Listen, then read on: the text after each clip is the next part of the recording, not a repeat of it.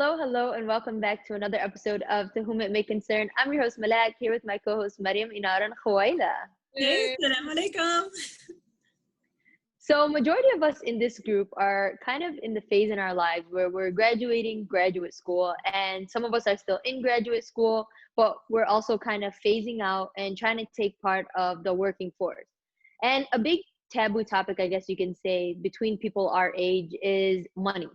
So just going into the workforce as newly graduates and with our degrees, we kind of don't know, I guess, what's appropriate to be getting paid, or how much is too much, or how do you know if you're getting paid enough? And oftentimes we find ourselves in the difficult position of not knowing how to approach the situation, So you may find yourself in a position where you're not getting paid enough. You want to know how you can go about asking for more money, basically, and just kind of knowing your worth even as a newly graduate, ladies. So what are some experiences you guys have had kind of in graduate school, post-graduate school, in the workforce? This is also a little bit deeper for us because we're all women, and it's even more difficult for women to be getting paid what we deserve. One, because very true. Like the bias, and we don't negotiate as much as men do. So we always automatically get paid less for the most part. Mm-hmm. In my head, automatically, for some reason, negotiating seems, or in the beginning, like when I first started looking at jobs, or when I first got my first job, negotiating a salary didn't even occur to me, because my first thought was always, I'm so lucky to be even having this job. And like, that's I'm so happy they even offered it to me. Yeah, and that's exactly what studies have shown why women don't negotiate. We're just so thankful for whatever we get that we get paid so much less. I believe it's now like 81 cents, which is actually better than before. But for every dollar a man makes, we get like paid 81 cents for it. So yeah, I think the gap is getting smaller, but it's still there. So I think it's very important for us to discuss it even more as women. I think actually I should say, especially as newly graduates, when we're in, like when we get a new job and we don't think we're getting paid enough, we're also like, we had that conversation where it's kind of like, oh, well, I'm also new, and okay, maybe I don't have experience, so like, I don't want to push my limit and then have them say, okay, well, we could just hire someone that does the same thing for less money. Mm-hmm. Yeah, so you kind of find yourself in a vulnerable position. I feel like a lot of times people don't negotiate their salary because there's a fear of, well, they might not hire me, or I might not get this job, or am I being ungrateful? So there's definitely a lot of fear. And so we tend to just like accept whatever we get. I think what that says is that we kind of are not showing our true worth, or we're devaluing our worth. So we don't think we're worthy of getting paid more.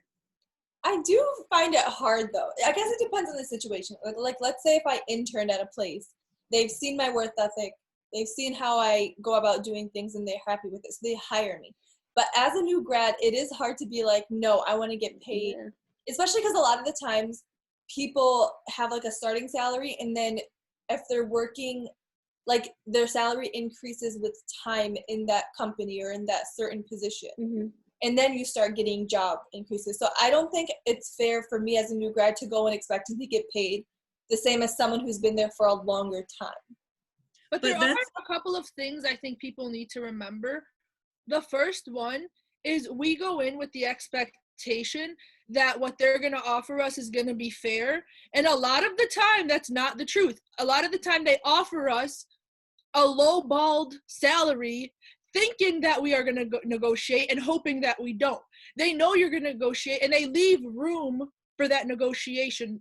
And another thing we need to remember is just because you ask for a higher salary, you want to negotiate the salary, doesn't mean you're rejecting the job offer, and you want to make that clear in your negotiations.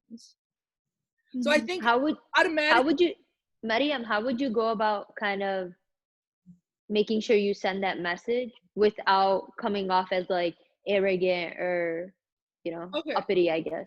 So I did have like a whole thing ready, because in law school we do take a negotiation class, and they do tell you kind of how to come across. And a couple of things you want to do is, one, you don't do it in the first interview. Okay? First, let them accept you. Exactly. Let them offer you the job. Let them sign or send the contract over first. Exactly. Yeah. Read through that contract. look at the price. And what you need to do is look at the average salary for your position. You can Google this, like it's not information that's hidden. And look at what they're offering you. If what they're offering you is less, reply this. Hello, I'm really excited for the job opportunity. However, I did have a concern about the salary amount. The average salary for my position is this. What you offered me was below that, and I believe after looking at all your requirements, I exceeded those expectations. Is this something that we can talk about or negotiate? Is this something you can help me with? So then leave that to them, or you can even come up with a counter offer. And when I come up with a counter offer, I'm pretending like I did this so many times. Yeah. You want to go like a little higher than what you really want, because chances are they're going to come with lower than that. So if you're like, oh, okay, it's 50,000 is the average pay.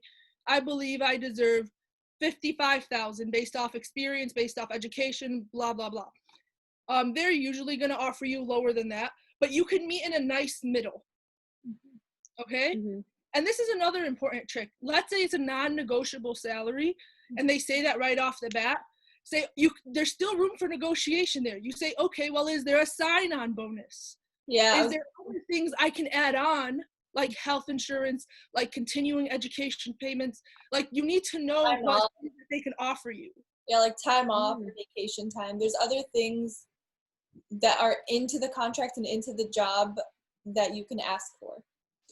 Mm-hmm.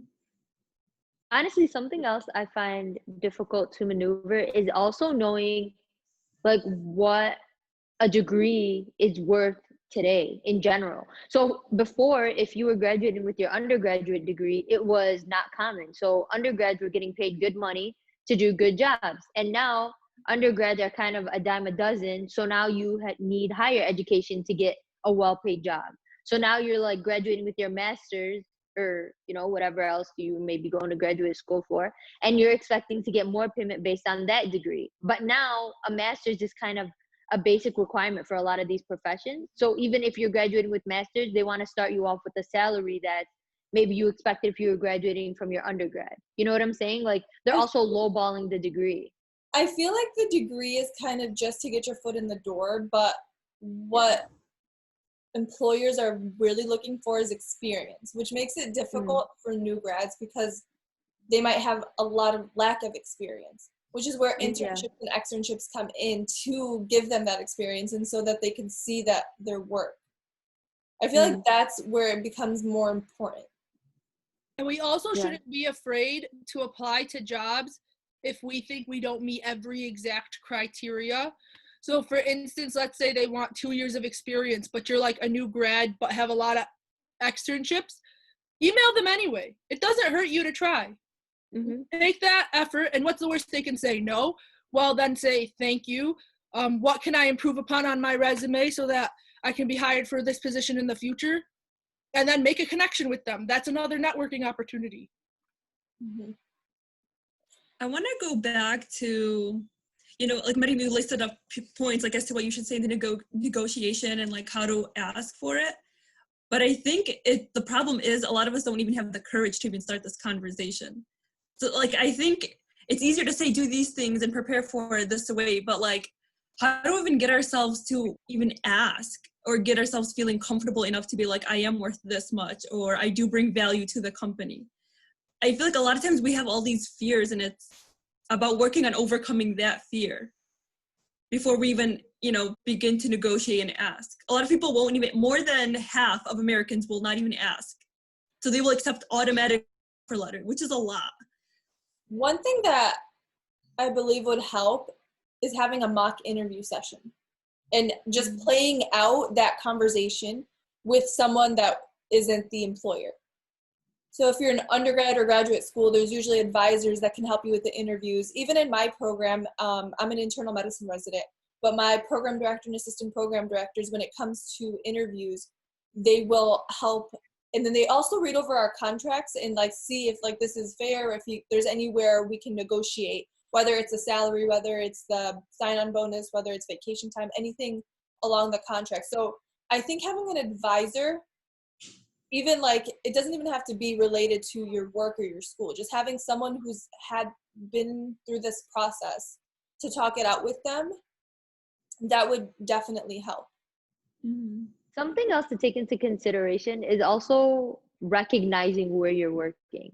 So if you're working at a startup versus working at like a Fortune 500 company, you also have to recognize going in what to expect out of that job. You know what I'm saying? You're able to kind of feel out, oh, how much can I get away with working here? Or if it's a smaller group of employees, maybe you can get more because it's very concentrated, so the money flow is easier to pass around. So I think taking in your surroundings, understanding your environment is also something we don't recognize. Sometimes we just feel like we're underappreciated regardless of where we're working, and we want to demand that we get more pay or more benefits without kind of recognizing that the company is also at their limit or they've exceeded their limit. Those two things are very important. Knowing your resources and doing your background homework on the position. Mm-hmm. But I also want to throw in a third thing, which is know your walking away point. So before even entering this interview, before entering negotiation, say to yourself, what are the pros? What are the cons? How much do I need this job? And what is the money amount that I'm going to walk away, period?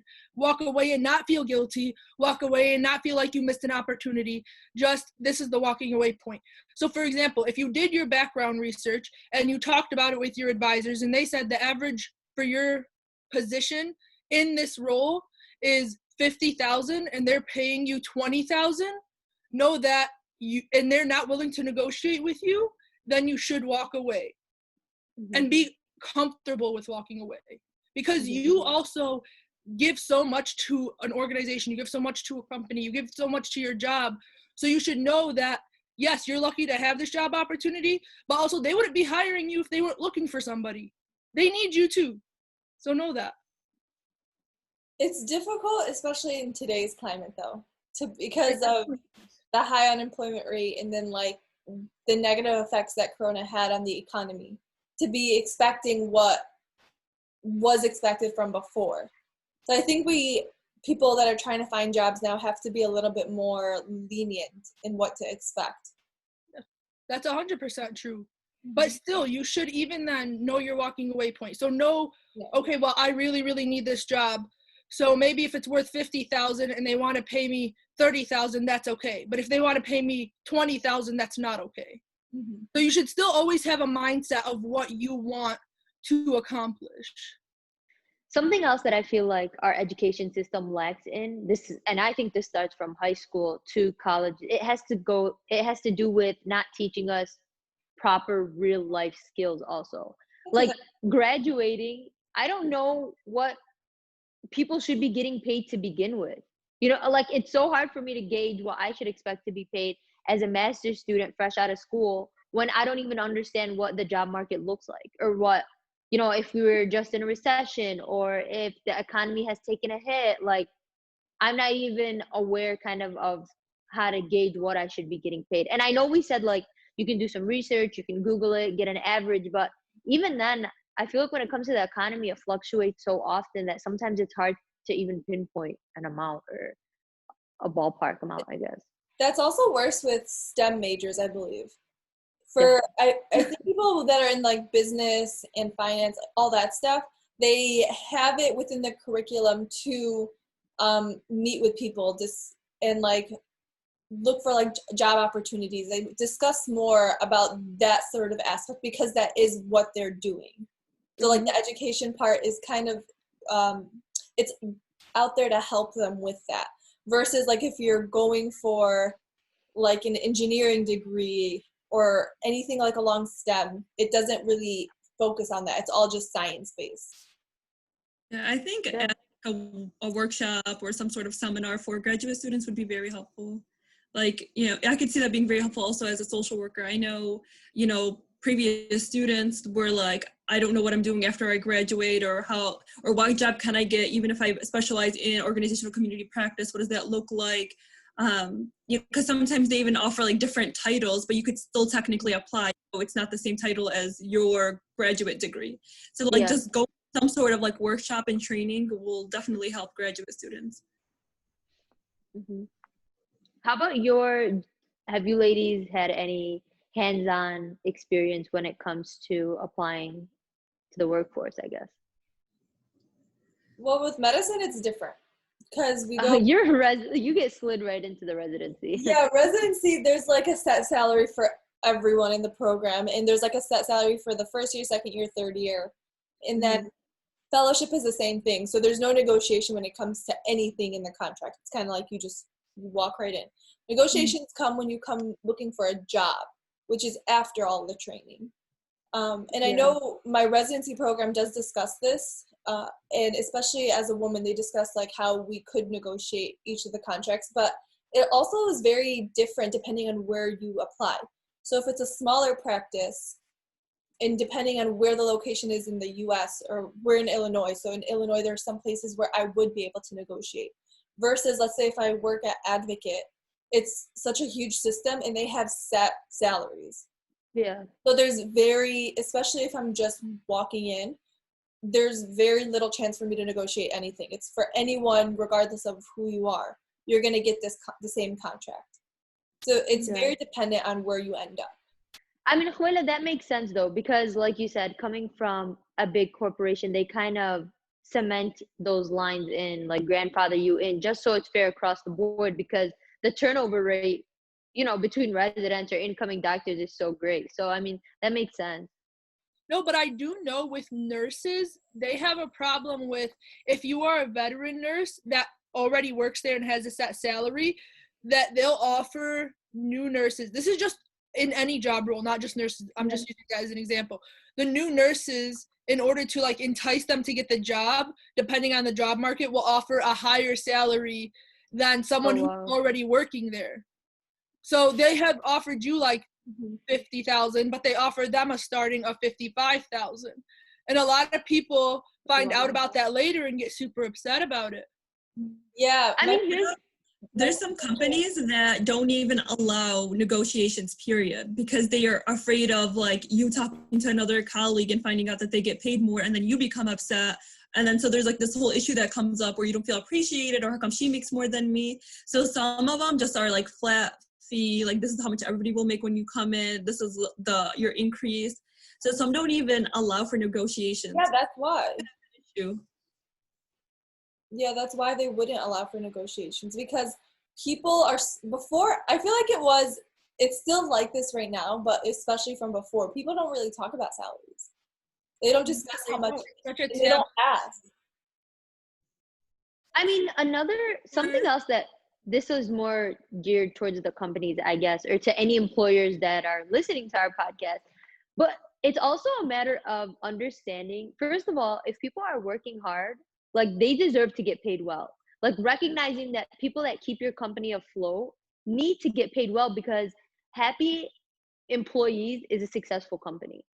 So oftentimes people just have that mentality like, oh, okay, if you don't like it, we'll just replace you. But they don't recognize that the importance of the company is the people that work there. So if the environment is happy and if employees are satisfied, then you're guaranteed to be successful. They will give 110%. And I'm not talking about people that overestimate how much they get paid or overvalue themselves. I'm just talking about like that fair middle ground where you can meet each other. It's bound to end in success. I definitely agree. And going over, let's say you did find out that other people in your company are making more than you, you should never ever go to your employer with the argument that this is unfair. Don't do that, because they don't like that, and then you're just going to make yourself seem bad, and you're going to also rat out the person who told you their salary. And I feel like if you want it to be an effective like negotiation, or actually really want that change to be made, if you come in emotionally, automatically they're probably going to shut you out. So I feel like in general, you need to come more of like in a positive light, more, kind of like what I mentioned before, getting your research ready and like knowing your value, but without, again, blaming anybody or being so emotional about the situation. Yeah, I was so bad at even discussing salary that for one of my law clerk jobs, they didn't mention how much I was getting paid, and I didn't ask about how much I was getting paid. So I did not know how much I was getting paid per hour until my first paycheck, 2 weeks after starting the job. Why? I That's don't crazy. know. It just, they never mentioned it. It was my first law clerk job. And I was like, okay, awesome. Like, I mean, I wasn't going in for the salary, but I didn't even ask. Do you think culturally we have a hard time with this? Because I know growing up, I was always taught, like, you never ask for money. If you can't afford it, you don't ask for it. If you go out, don't let people pay for you. Like, it was this mentality, like, don't ask for anything and you only pay for what you can afford. Like, I am when it comes to money, I feel like it's very sensitive. Are you talking like Arab culture specifically? Yeah, like I feel like growing up, at least for me, I don't know if this is like similar across board. It was like, you don't ask for money, you don't take money from anybody. It's whatever you can afford. Like it was like a thing when it comes to money. I think that's a separate issue though than what Mariam is talking about. I don't know. They should have been more transparent about it themselves. But that's just, but I think what Inara is referencing to is just how generally speaking about money is just taboo. Like just in our culture, money in general is a very personal thing. You don't ask people how much they're making. You don't ask people what they pay for things. You don't mention money. Like usually people just don't talk about money. So maybe we just find it difficult in general. I think it's different if like we have different professions and we're just being nosy to see like, oh, what you can afford. But let's say I'm applying for this job and I ask someone of the same position, what did you start out getting paid, or roughly like around how much should I be expecting? I don't think that should be taboo. I mean personally I wouldn't ask someone. If they're my year, I don't think I would ask them. If it's somebody that's older, maybe like what did you start off making, or as a newbie, what should I be expecting? But yeah, I don't think I would ask a coworker. I would ask a coworker. Maybe a better question would be like, what do you think would be a good starting salary for me? Or like what should I expect to them? Yeah. Not something where you're asking what do you get paid, but something like what should I start out or what should I expect? Something along those lines. Yeah. But some people get super offended. When in my story, I just assumed that they were gonna pay me fairly. Like I know. I know better now. Fairly for most people is just minimum wage. That's like I've had a job where I mean, thank God I feel like I'm in a position where I usually take up a job for experience, you know, for the sake of, you know, building social skills and being a part of the workforce, etc. So I don't think I've ever went out and looked for a job because I was in dire need of money. So Mariam, I think that's kind of a privileged perspective because I've probably had 2 or 3 different jobs and I'm pretty sure I've gotten paid like minimum wage, above minimum wage, maybe at one of them. And for me, it was all the same. Like I still went in, I still did the work. That's not because that wasn't your intention and your concern. You wanted that's what experience for something else. Exactly, but also it was like jobs I was at for longer periods of time. Like I should have been increasing in how much I was getting paid or in benefits or something, but I think because I was younger and because they saw that I was willing to do the work, nobody had ever really mentioned that. You know what I'm saying? So I definitely think employers sometimes take advantage of the system and definitely take advantage of newly graduates. Have you guys had any experiences like that or something similar happen to you? Yeah, when I worked for a non-for-profit, like the thing is I was intrinsically motivated. So I even was volunteering for 3 months before I even got paid. Okay. And so when I got hired, I was super excited and then like, oh, finally got paid. But then I realized 5 years later of doing this work that you kind of do come to a point where you're like burnt out, but it's hard when you work for a non-for-profit because you're just like, I love this work and I'm passionate about it and making this difference. But it kind of got ridiculous to the point where you weren't clocking in for meetings because you felt guilty. And there's this thing where you just are like, you feel bad because like, I don't know, can they afford it? I feel bad if I don't. Like they make you feel guilty and they kind of like what Malak was saying, like they kind of take advantage of you. And because you love the work, you're kind of like okay with it. But then not until like years later when I kind of grew up and I'm just like, okay, this is kind of ridiculous and I probably should leave. It's not really healthy. Aside from the fact I can no longer within this agency, right? So to me, like looking back now, I was like, wow, like I felt bad to be like, yeah, I'm going to clock in. Like, I felt guilty Did to they do make that. you feel guilty? Like, did they do or say anything specific that made Yeah, you they made it seem like they couldn't afford it. But then later I found out that they technically could have afforded it. Like, it doesn't hurt to pay someone, minimum wage. It wasn't going to affect them so much. Like, our meetings, would be 2-3 hours, and like, so it was just very interesting looking back. It's like, you guys could have afforded it, but you knew that people who work in non-for-profit are willing to sacrifice because we're so intrinsically motivated. And that kind of causes this sort of like resentment towards them, because it's like, you took advantage of me. But then it's just, not that I don't regret working there, and I loved it, and it was like one of my favorite jobs because I was so like into the work. But I feel like it is kind of bogus on their end to like make you feel bad for wanting to get paid for your and like, a lot of work and effort. So it's just, yeah, I think between you and then what Medium was saying, that like they're gonna pay you fairly, you have to realize that for employers or people that like own a company or are in charge of the organization, what they are keeping in mind is the bottom line. Like, they just want to make sure that they are paying or spending as least as they can. So that's why even a lot of times big companies will fire people just so that they don't have to spend more money, or they'll decrease wages, or they won't. What ended up happening, though, there was a lot of people that were working with this non-for-profit for a long time, but what it ended up happening was, okay, I'm not getting any raise, but like the employee, like their effort in the or in the organization reduced. Like, they just became like, yeah, you're not going to replace me. They won't fire you either, right? So they're not going to fire you, but they're also not going to give you a raise. And so like, you're just stuck there, and maybe the first few years you're energetic and you're motivated to do all this thing, and then once you notice like, okay, I'm not really getting appreciated, but hey, I guess it's easy money. So a lot of the employees would just stay there and get paid like, they're okay with it, but they're like, I'm not willing to put in any more effort than I need to. So it came to a point where they became stagnant and complacent. Like, I'm not going to put in any more effort or work because it's not going to pay off in my check. Like, it's just not worth it. In a lot of my MBA classes, we discussed a lot of the successful organizations and companies. Those are the ones where the CEO or where the leaders of the organization, they really took care of their employees, and they listened to them, and they call it, just in general, corporate social responsibility, like taking care of your employees, having other goals rather than just the money aspect of it. Because when you cultivate your employees, they will, guess what, want to spend more time at work, want to spend more time thinking about work, and then your company will progress.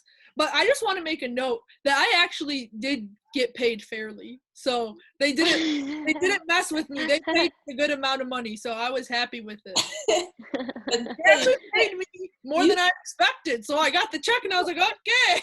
Honestly, but you still should have asked. That should have been like just not just for negotiation. Like after the first couple of days, it got awkward. Like, it got awkward for me to ask because then I looked dumb. It was too late. Yes, I was like, it is what it is. I'm here. If I don't like it, I'll be out in 2 weeks. Guys, got to give 2 week notice.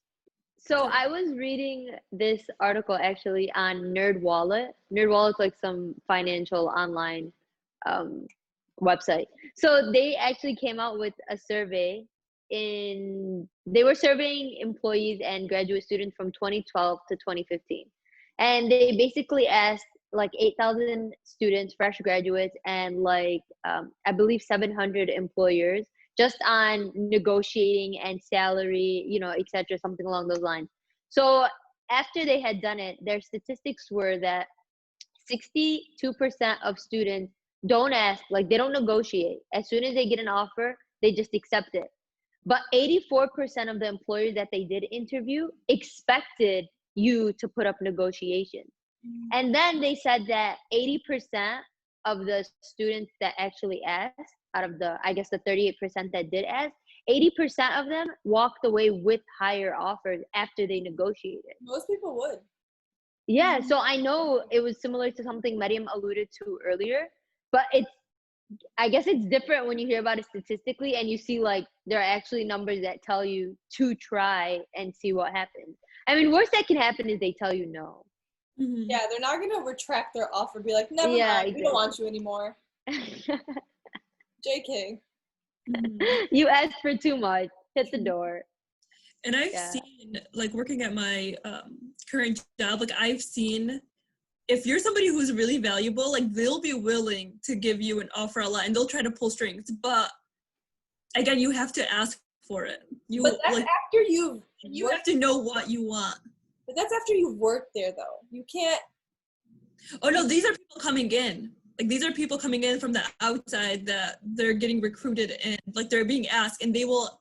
The best time, by the way, to ask for like your salary is when you first get the job, before you sign that offer letter, not when you ask for a raise increase in the middle, like a year later. It should be in the beginning. But yeah, they will ask in the beginning, like, I want a lab, I want this, and I want this much salary, and I want to be able to hire this many employees. Again, these are people who are very well established in their jobs and have, like, really high credentials. But they do also kind of milk it, because they know that they know their worth. Like, they know in the previous organization they wouldn't have asked that much, or they didn't get that much, but now applying somewhere else, they're like, I'm going to increase it. Yeah, I mean, I would expect that you learn from experience also. Like, when you know you've garnered enough experience and you know you're worth it, then you'll fight even harder for it. But yeah, I guess those are people that have been working or have been established or have been in the field for some time before they're making demands, I guess. Yeah. It also depends on the kind of job, though. Because I know, like, a lot of corporate jobs, people will work there for like 4 or 5 years, and then they'll look for a new job, and then the next job they're able to ask for more because of the experience they've had in the previous one. It's different for, like, let's say if someone was in medicine or dentistry, and if they have their own practice versus if they're working with other people, it's different along those lines. Sometimes you have to wait and then ask for a raise, or like they have some sort of like stepwise situation where you can get more money the longer you've been there. Like, know the situation going in and know what you're expecting out of the job. So are you just getting it for the 1-2 year experience and you're fine with the low money so that you can move on to another job that pays more?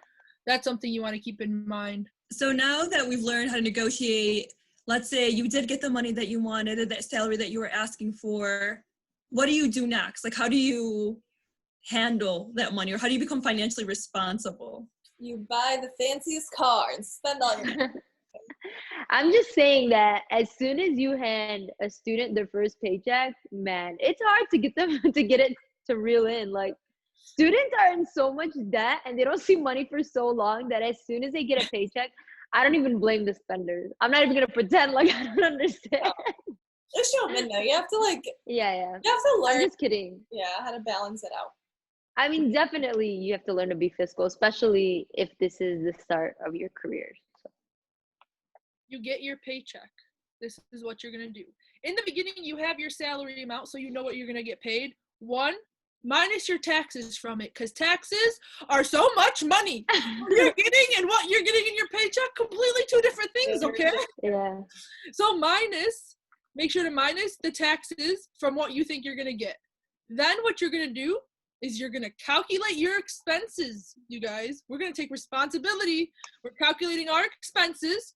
We're going to remove what we owe back for school, because it's a heck of a lot for all of us, because we got that loan money. So then we pay what we pay back for school, and then you put how much you're going to save, how much you're going to, well, what I do, how much am I going to invest? So this portion I'm going to invest in either what I do in stocks or now, hopefully one day real estate. That's a cool thing everybody should look into. But so stocks, how much you're going to spend, how much money you want to spend. And yeah, that's how you should do it. Break it up. So that way you know what to do. By the end, paycheck is going to be yeah. expenses. Yeah. You're accounting for expenses though. And when I talk about expenses, like extra spending money, I don't count food in that. I don't count gas in that. That's in stuff that like you need to spend money on. So I put it in that category. It depends. If I'm buying like an expensive steak pretty frequently versus if I'm getting groceries. Like that's very two different things. Yeah. I mean, but again, it depends on, I guess, your lifestyle and how much money you're able to sacrifice towards those categories. Some people, they're just constantly on fast food. They don't have time to do groceries, so they just like portion that whole allowance straight to fast food. So they're fiscal with their fast food or something. But it's kind of a bummer after you get your paycheck and you have to take in all the responsibility and all the things you have to pay for. And then it's kind of like, well, what's the point of working? And for us living in Chicago, I'm serious, living in a metropolitan city, cost of living is very expensive also. Like gas is crazy expensive. Groceries are crazy expensive. And especially after this pandemic, it seems like everything has inflated because the demand, of course, has gone up. People are buying things in massive bulk, which people were not running out of things. Stop with the massive buying. But it's just like cost of living is so expensive. It's true. And usually that's why you want to like make sure that the job, like salary should be taking into consideration the inflation that's going around. But this has been such a quick like time period that it's not taking into account for that. I have another tip for people. We all need credit cards. I get it. You need credit cards. You need to build up your credit. But be smart with the type of credit card that you get and do not exceed your limit on what you could pay for it every month. Do not let that interest build because, honey, you go to sleep on it triple times your thing and you'll wake up one day and be like, I only spent $100. How do I owe $20,000 right now? So remember to pay it. But when you get a credit card, get ones with rewards so you can get points, get money. Yes, Maria, I definitely agree with you. You should get a credit card that gives you points on everything you spend on that credit card. And what I like about mine is that when you get $100 in points back, they give you an extra $25 to spend, like a $25 gift card. So it's like that's pretty cool. $125. Who do you bank with? So I don't bank with them. I just have a credit card with them. U.S. Bank. Oh. Now you all know. U.S. Bank will give you it's a cash plus card. Yeah, it's pretty good. Okay, I have another tip. I'm full of financial wisdom right now. Oh yeah. Another tip that a finance person told me actually is, okay, you built this interest on your credit card. It happens, okay? But what you're going to do is, how you have a due date for when your monthly bill is to be paid? You pay before that. And let me tell you why. You have a principal amount, right? And then you have an interest amount. So let's say your principal amount is $20. The interest amount you paid on it was $3. Okay, we're all with me. So when you pay on the due date, it first goes to pay the interest amount and then takes the rest and pays your principal amount. So let's say you pay the $15 that's due. They're first going to pay the $3 and then pay the principal. Why is this a problem? It's because interest builds up based off of your principal that you have. So now you have the principal amount. If you pay before the due date, all that amount goes to pay the principal. So therefore, the interest that is inquired on what's left over is less money. Yeah. Honestly, that's good to know. Honestly, I have another tip, which is more of like, don't even deal with interest. So like when you do make a purchase, make sure that you are able to fully cover that purchase. Don't do this whole like minimum payment and then that basically will. So to be more financially responsible and not deal with interest, because as Muslims we should try our best to avoid interest, pay the full thing. And if you can't afford it, my rule is, at least for myself, don't buy it. Can't afford it, you don't buy it. You could wait, save up money for it. We don't need to fall into this whole culture of like, I need to buy it, I need to get it now. It's like, save money, and then when you can't afford it, you could buy it fully. So my is like avoid interest period and try to pay fully. So whatever you spend should be the amount of money that you can afford. Yeah, my rule with my credit card is I pay what is due and I will not acquire interest that way.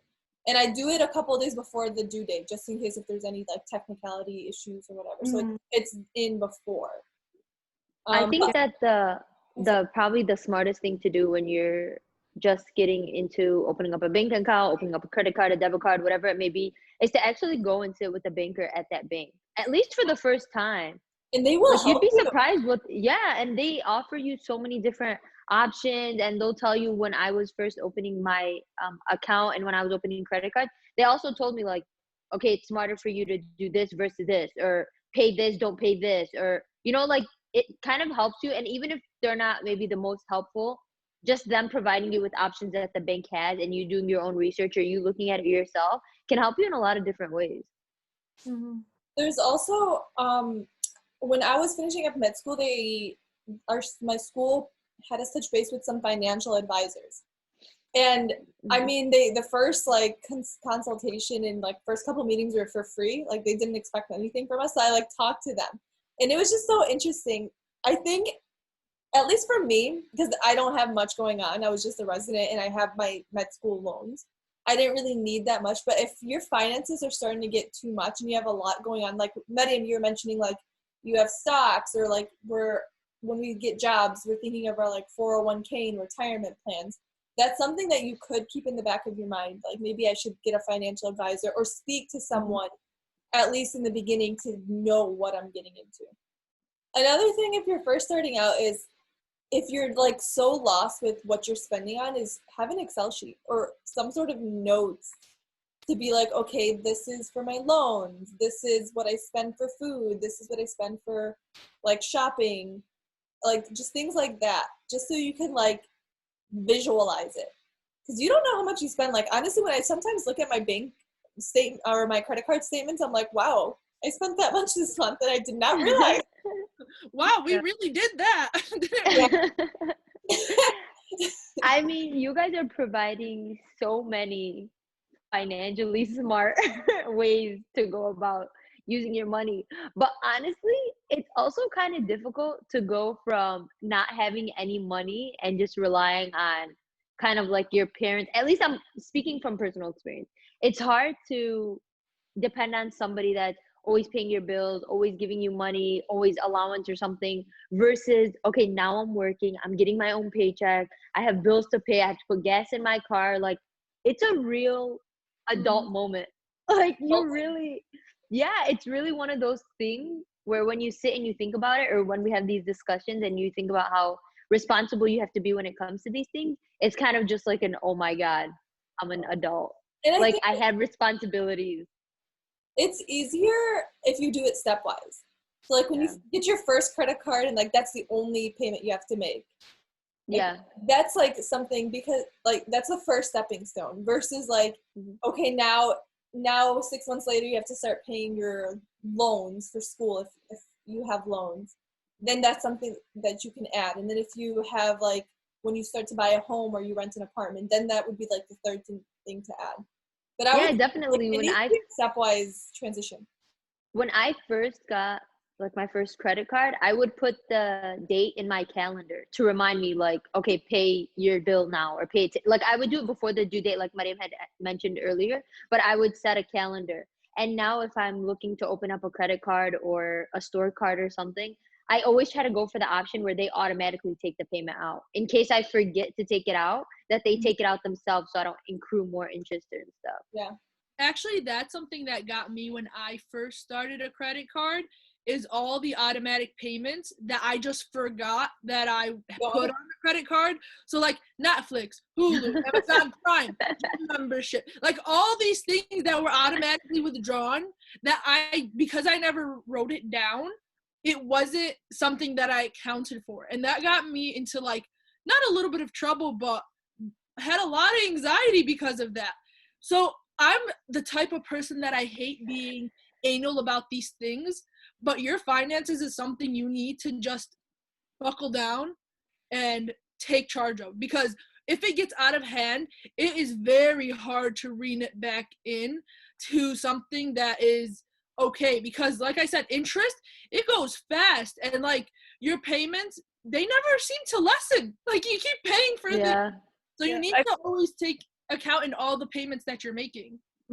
I feel like our system is set up to make you fail when it comes to spending, and so that's why you take more effort in really creating an Excel sheet and like really planning out how I'm going to pay, what are my expenses, how much am I making a month, and actually sitting there and going through it so you could visualize it and not allow yourself to fall in debt or accrue more interest. So in the way our society is set up, it's like you need to spend more, buy it now. So I think we do need to be more mindful and more proactive when it comes to our finances. And have a savings amount, because you don't know what could happen that all of a sudden you're going to have to tap into that, like a health emergency that your insurance didn't cover, which goes into my next thing. If something does happen and you couldn't pay for it and you get sent to a collection agency, you can negotiate with the collection agency, okay? Because they bought your debt from wherever they bought it from for like pennies on the dollar, and you can negotiate it. Now, I'm not talking about making it zero, but you can take out a fair amount of it and say, well, I'm willing to pay this much. You guys accept that? And they'll go back to their manager. They'll say, this is how much they're offering. They'll come back. They'll say, either yes, we'll accept that, or no, we'll accept this much. And you'll say, well, okay, can you accept this much? So you can play around with it.